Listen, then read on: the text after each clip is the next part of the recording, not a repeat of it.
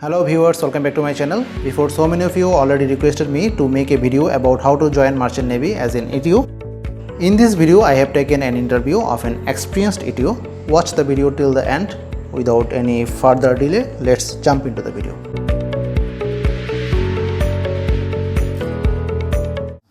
Hello viewers, I am Arun. I am working as a electrotechnical officer in Merchant Navy. I would like to share you some informations regarding the Merchant Navy. Regarding my experience, I would like to share my journey where I came from and where I am now. I have did my electrical and electronics engineering in Bharatiyar College in Pondicherry for 4 years engineering, and after this I have worked in shore for 1.5 years as a technician. This thing for me to learn the electrical equipments in the shores take 1.5 years to learn the electrical things in the shore side, and after I did my electro technical officer course and what are the basic things you should follow inside the ship, means the ship behaviors we learn from this 4-month course. And after that, as an electrical cadet for 6 months and as an assistant electrical officer for 6 months, and presently I am working as an electrotechnical officer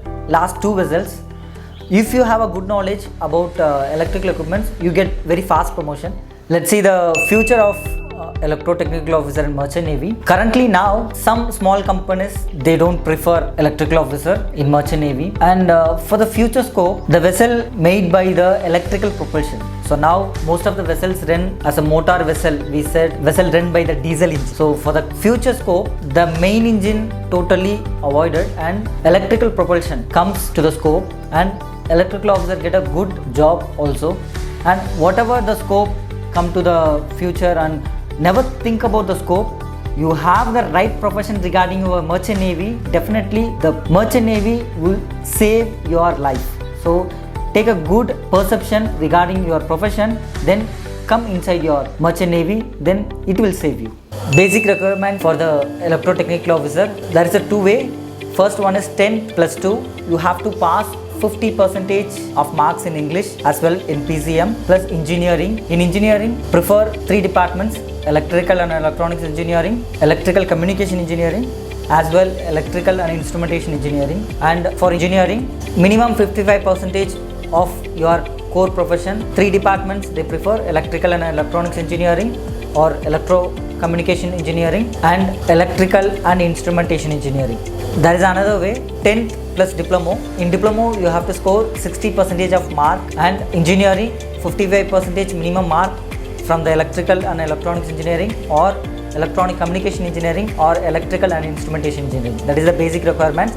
And if you watch this video after 1 year, maybe there is a change in the requirements, so you have to search in the Google also for the current requirements for the electrotechnical officer, and you can discuss in the below comments for the current requirements. After complete your BTech, you have to do basic courses called as STCW courses: basic firefighting, elementary first aid, PST and PSSR. These are all the basic courses. And you have to do STST courses or SSO course. After one sailing, you have to do advanced firefighting as well the medical first aid. If you want to join as oil tanker, you have to do oil tanker course, and you should apply for the DC and take the DC from the MMD. And if you want to join as chemical tanker, you have to do a separate special course for the chemical tanker courses.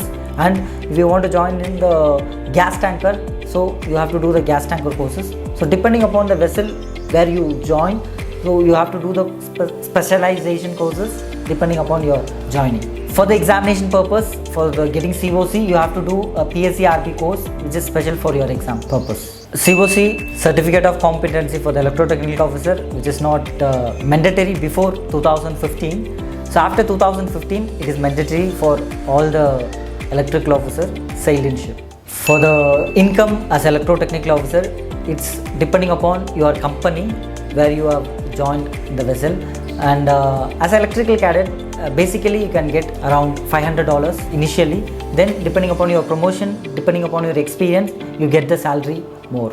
After complete your ETO course, first time any vessel if you get, you can join, get your own experience, then you can join any vessel whatever you prefer. To become a chief engineer, GME or ETO, which is better? GME is the best thing to get the promotion one by one as a fourth engineer, third engineer, and second engineer. Then you get the promotion as a chief engineer. So that is the proper way. If you are the electrotechnical officer ETO, there is a possibility to become a chief engineer, but you have to do the course in UK, and again you come as a fourth engineer, then you go to the third engineer. So there is a process. After you get the electrotechnical officer, there is the same process to become a chief engineer. So as my concern, from GME to chief engineer is the better way. General work about electrotechnical officer: morning you should attend the toolbox meeting. Second engineer conduct the toolbox meeting.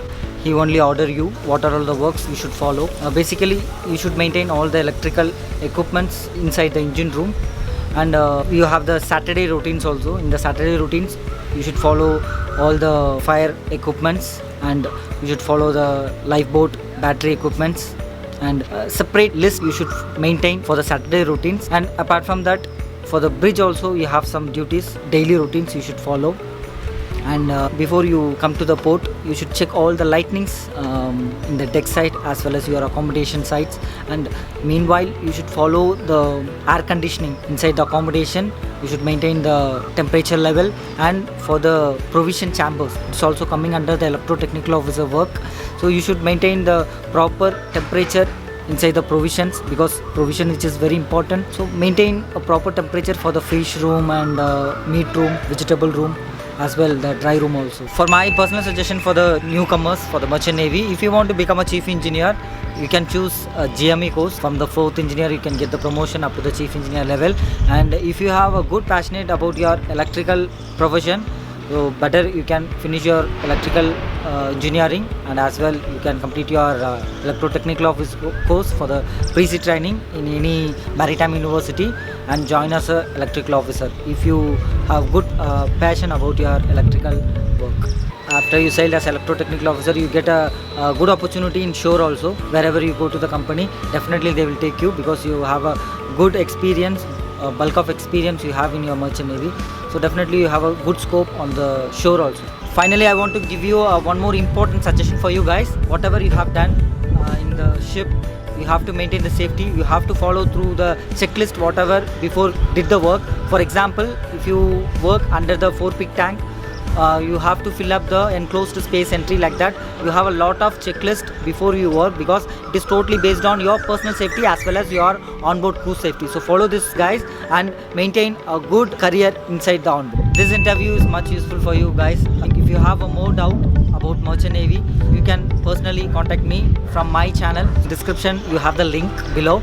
And best of luck you guys. Have a great future. Join in the Merchant Navy and have a good future for you guys. Thank you. Thanks a lot.